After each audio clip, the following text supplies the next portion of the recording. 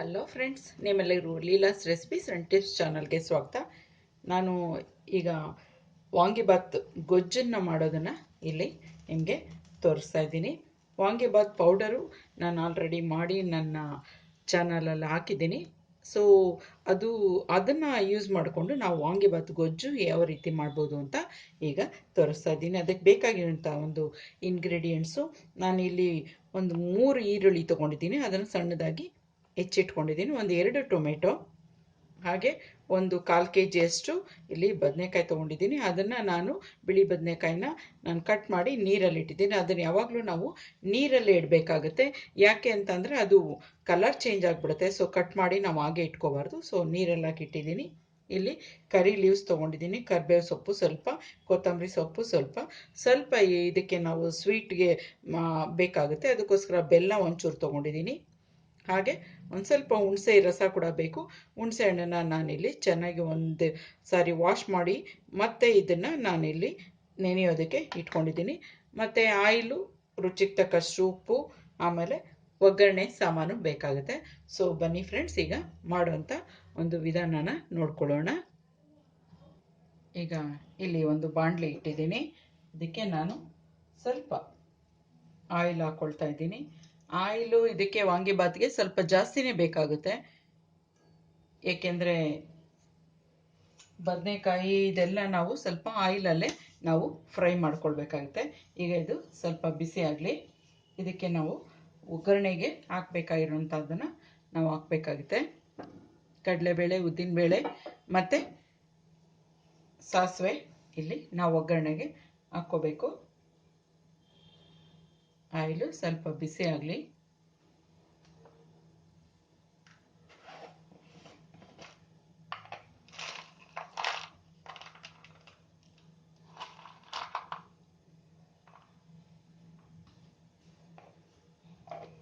Oil ಬಿಸಿ ಆಗ್ತಿದ್ದಂಗೆ ನಾನು ಸ್ವಲ್ಪ ಇಲ್ಲಿ ಒಂದು 10 ಗೋಡಂಬಿ ತೊಗೊಂಡಿದ್ದೀನಿ.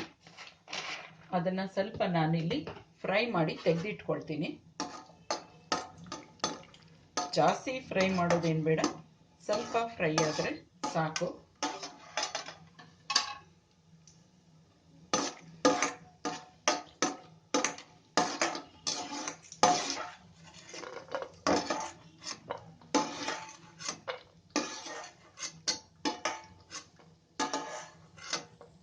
ಬಟಾಣಿ ಸೀಸನಲ್ಲಿ ನೀವು ಹಸಿ ಬಟಾಣಿ ಹಾಕಿದ್ರೆ ಕೂಡ ಇದಕ್ಕೆ ತುಂಬಾ ಚೆನ್ನಾಗಿ ಆಗುತ್ತೆ. ನಾನಿಲ್ಲಿ ಸಾಸಿವೆ ಹಾಕ್ತಾ ಇದ್ದೀನಿ.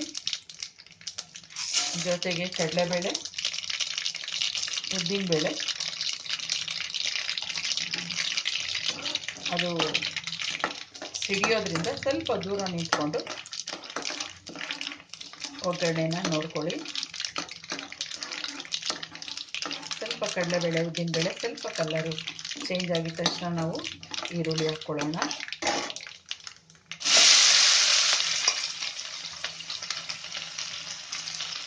ಈ ಗೊಜ್ಜನ್ನ ನೀವು ಮಾಡಿ ಸ್ವಲ್ಪ ಜಾಸ್ತಿ ಬೇಕಾದರೂ ಮಾಡಿ ಫ್ರಿಜ್ಜಲ್ಲಿ ಇಟ್ಕೊಂಡ್ಬಿಡ್ಬೋದು.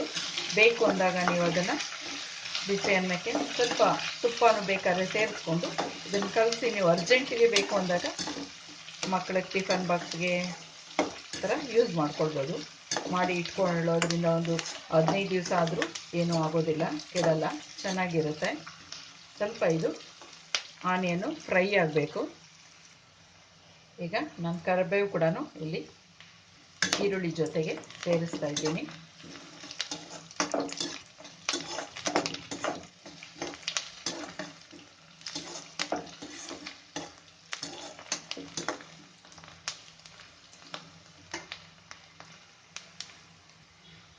ಈಗ ಟೊಮೆಟೊ ಹಾಕ್ಕೊಳ್ತಾ ಇದ್ದೀನಿ.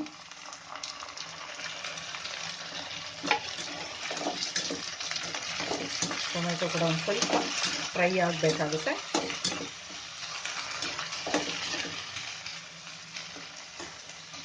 ಇದ್ರ ಮೇಲೆ ಸ್ವಲ್ಪ ನಾವು ಉಪ್ಪನ್ನ ಹಾಕೋಣ.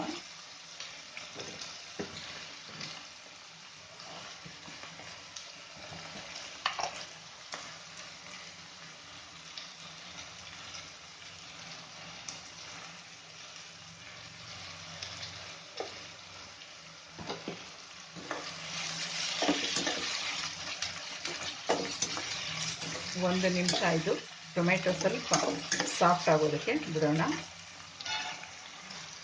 ನಾನೀಗ ಬದನೆಕಾಯಿ ಕೂಡ ಸೇರಿಸ್ತಾ ಇದ್ದೀನಿ, ಏಕೆಂದರೆ ಆಯಿಲಲ್ಲಿ ಬದನೆಕಾಯಿ ಕೂಡ ಚೆನ್ನಾಗಿ ಫ್ರೈ ಆಗಬೇಕಾಗುತ್ತೆ ಅದ್ರ ಜೊತೆಗಳಲ್ಲೇ, ಅದಕ್ಕೋಸ್ಕರ.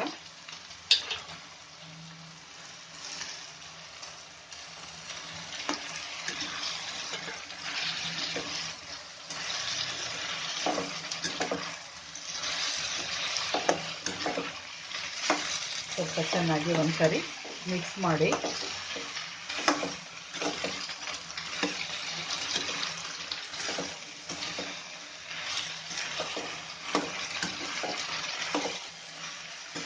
ಇದು ವಾಂಗಿಬಾತಿಗೆ ಸ್ವಲ್ಪ ಆಯಿಲ್ ಜಾಸ್ತಿ ಇದ್ರೇ ಟೇಸ್ಟು ಎಲ್ಲ ಚೆನ್ನಾಗಿರೋದು. ಈಗ ಇದನ್ನು 1 ನಿಮಿಷ ನಾವು ಮುಚ್ಚಿಟ್ಟು ಫ್ರೈ ಮಾಡೋಣ. ಈ ನಾವು ಹಾಕಿರೋಂಥ ತರಕಾರಿ ಬದನೆಕಾಯಿ ಇದೆಲ್ಲ ಈ ಆಯಿಲಲ್ಲೇ ಚೆನ್ನಾಗಿ ಅದು ಬೆಂದ್ಬಿಡ್ಬೇಕಾಗುತ್ತೆ.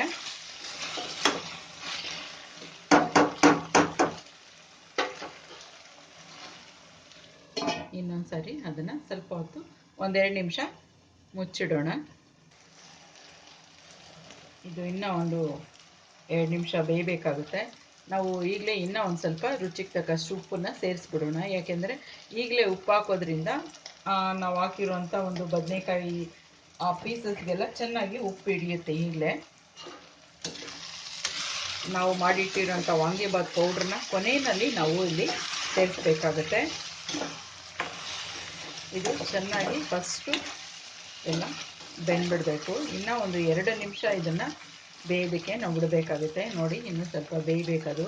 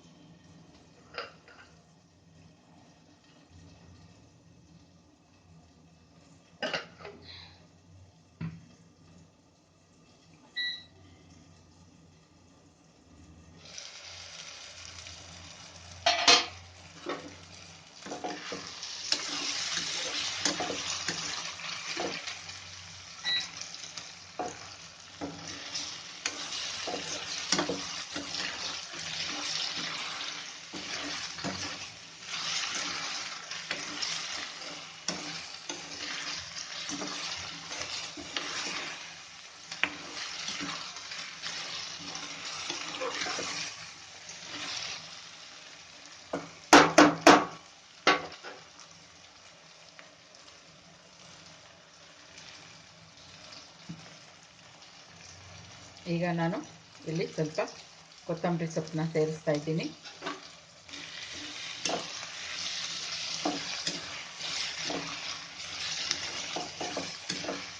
ಕೊನೆಯಲ್ಲಿ ಒಂದು ಸ್ವಲ್ಪ ನಾನು ಕೊತ್ತಂಬರಿ ಸೊಪ್ಪು ಇಟ್ಕೊಂಡಿದ್ದೀನಿ, ಅದನ್ನು ಮತ್ತೆ ಇನ್ನು ಸ್ವಲ್ಪ ಲಾಸ್ಟಲ್ಲಿ ಸೇರಿಸ್ತೀನಿ. ಈಗ ಇದು ಆಲ್ಮೋಸ್ಟ್ ಬೆಂದಿದೆ. ಈಗ ಸ್ವಲ್ಪ ನಾನು ಬೆಲ್ಲ ಕೂಡ ಇಲ್ಲಿ ನಾನು ಹಾಕ್ಕೊಳ್ತಾ ಇದ್ದೀನಿ.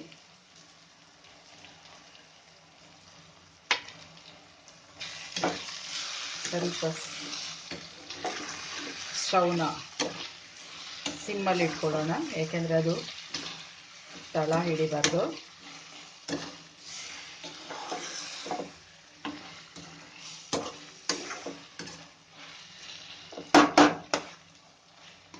ಹಾಗೆ ನಾವು ಇಟ್ಕೊಂಡಿರೋಂಥ ಒಂದು ಹುಣಸೆ ರಸನ ಕೂಡ ಇಲ್ಲಿ ನಾವು ಸೇರಿಸೋಣ. ಟೊಮೆಟೊ ಕೂಡ ನಾವು ಹಾಕಿದ್ದೀವಿ, ಆದರೂ ಸ್ವಲ್ಪ ಇಲ್ಲಿ ಉಳಿಬೇಕಾಗುತ್ತೆ.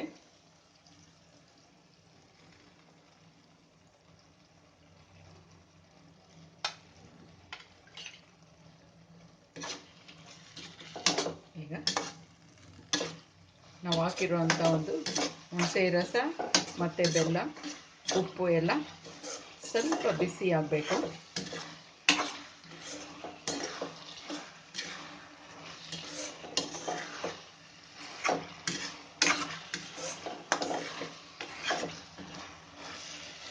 ಹಾಗೆ ಸ್ವಲ್ಪ ನಾನೊಂದು ಅರ್ಧ ಕಪ್ಪಷ್ಟು ನೀರು ಕೂಡ ಇಲ್ಲಿ ನಾನು ಸೇರಿಸ್ತೀನಿ, ಏಕೆಂದರೆ ನಮಗೆ ಗೊಜ್ಜು ಅನ್ನಕ್ಕೆ ಕಲಿಸೋದಕ್ಕೆ ಸ್ವಲ್ಪ ತುಂಬಾ ಡ್ರೈ ಆಗಿದ್ರೆ ನಾವು ಅನ್ನಕ್ಕೆ ಕಲಸೋದಕ್ಕಾಗೋದಿಲ್ಲ.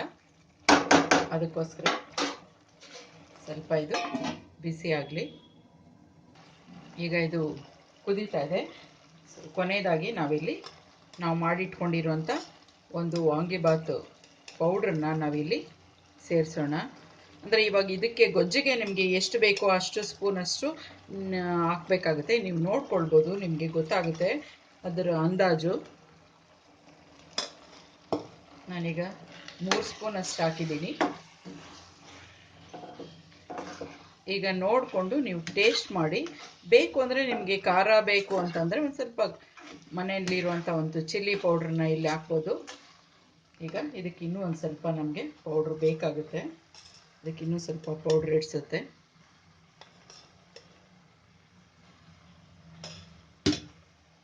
ಏಕೆಂದರೆ ನಾನಿದು ಸ್ವಲ್ಪ ಜಾಸ್ತಿನೇ ಗೊಜ್ಜು ಮಾಡ್ತಾಯಿದ್ದೀನಿ. ಅದಕ್ಕೋಸ್ಕರ ಒಂದು 5 ಸ್ಪೂನಷ್ಟು ನಾನಿಲ್ಲಿ ಹಾಕಿದ್ದೀನಿ.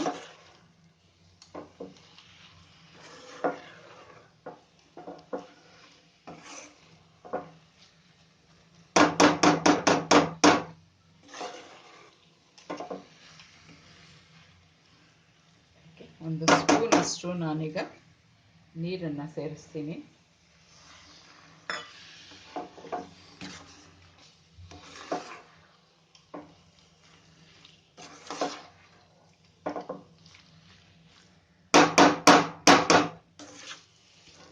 ಇದರಲ್ಲಿ ನೀವು ಸ್ವಲ್ಪ ಅದನ್ನು ಟೇಸ್ಟ್ ಮಾಡಿ. ನಿಮ್ಗೆ ಏನಾದರೂ ಉಪ್ಪು ಖಾರ ಅಥವಾ ಬೇಕು ಅಂತಂದರೆ ನೀವು ಯಾವ್ದು ಬೇಕಾದರೂ ಆ್ಯಡ್ ಮಾಡ್ಕೊಳ್ಬೋದು. ಪೌಡ್ರ್ ಹಾಕಿದ ಮೇಲೂ ಕೂಡ ನಾವು ಒಂದು ಸ್ವಲ್ಪ ಹೊತ್ತು ಒಂದು 1/4 ಗ್ಲಾಸಷ್ಟು ನೀರು ಹಾಕಿ ಸ್ವಲ್ಪ ಅದು ಪೌಡ್ರೆಲ್ಲ ಹಸಿ ವಾಸನೆ ಹೋಗೋವರೆಗೂ 1-2 ನಿಮಿಷ ನಾವು ಬಿಡಬೇಕಾಗುತ್ತೆ. ಈಗ ಇದು ರೆಡಿಯಾಗಿದೆ.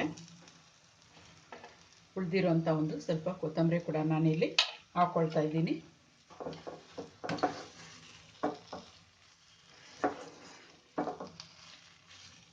ಹಾಗೆ ನಾವು ಫ್ರೈ ಮಾಡಿಟ್ಟಿರೋಂಥ ಒಂದು ಗೋಡಂಬಿ ಕೂಡ ಇಲ್ಲಿ ನಾನು ಸೇರಿಸ್ಕೊಳ್ತಾ ಇದ್ದೀನಿ.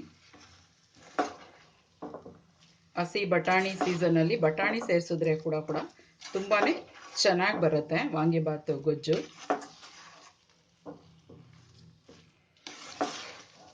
ಈಗ ಇದಾಗಿದೆ ಫ್ರೆಂಡ್ಸ್. ಇದನ್ನು ಈ ರೀತಿ ಮಾಡಿ ನಾವು ಬಾಕ್ಸಲ್ಲಿ ಹಾಕಿ ಇಟ್ಕೊಂಡ್ಬಿಟ್ರೆ ಫ್ರಿಜ್ಜಲ್ಲಿ ತುಂಬ ದಿವಸ, ಒಂದು 15 ದಿವಸ ಬೇಕಾದರೂ ನಿಮಗೆ ಇದು ಇರುತ್ತೆ. ಈಗ ಇದನ್ನು ಸ್ಟವ್ ಆಫ್ ಮಾಡೋಣ. ತುಂಬಾ ಟೇಸ್ಟಿಯಾಗಿರೋಂಥ ಒಂದು ವಾಂಗಿಬಾತ್ ಗೊಜ್ಜು ಈಗ ರೆಡಿಯಾಗಿದೆ ಫ್ರೆಂಡ್ಸ್. ನೋಡೋದಕ್ಕೆ ಎಷ್ಟೊಂದು ಚೆನ್ನಾಗಿದೆ. ಟೇಸ್ಟ್ ಕೂಡ ಹಾಗೆ ತುಂಬಾ ಚೆನ್ನಾಗಿರುತ್ತೆ. ನೀವು ಖಂಡಿತ ಒಂದು ಸಾರಿ ಟ್ರೈ ಮಾಡಿ. ಹಾಗೆ ನಿಮ್ಮ ಕಾಮೆಂಟ್ಸ್ನ ಹಾಕಿ. ಯಾರ್ಯಾರು ನನ್ನ ಚಾನಲ್ನ ಸಬ್ಸ್ಕ್ರೈಬ್ ಮಾಡ್ಕೊಂಡಿಲ್ಲ ಅವರೆಲ್ಲ ದಯವಿಟ್ಟು ಸಬ್ಸ್ಕ್ರೈಬ್ ಮಾಡ್ಕೊಳ್ಳಿ. ಹಾಗೆ ಬೆಲ್ ಬಟನನ್ನು ಒತ್ತಿ, ಆಲ್ ಅನ್ನೋ ಒಂದು ಬಟನ್ ಕೂಡ ಒತ್ತಿ. ಆಗ ನಾನು ಮಾಡೋವಂಥ ವಿಡಿಯೋಸ್ ಎಲ್ಲ ನಿಮಗೆ ಬರ್ತಾ ಇರುತ್ತೆ. ಸೊ ಈ ವಿಡಿಯೋ ನಿಮ್ಗೆ ಇಷ್ಟ ಆಗಿದೆ ಅಂತ ಅಂದ್ಕೊಳ್ತೀನಿ ಫ್ರೆಂಡ್ಸ್. ಒಂದು ಲೈಕ್ ಕೊಡಿ, ಹಾಗೆ ಶೇರ್ ಮಾಡಿ. Thank you. ಬಾಯ್.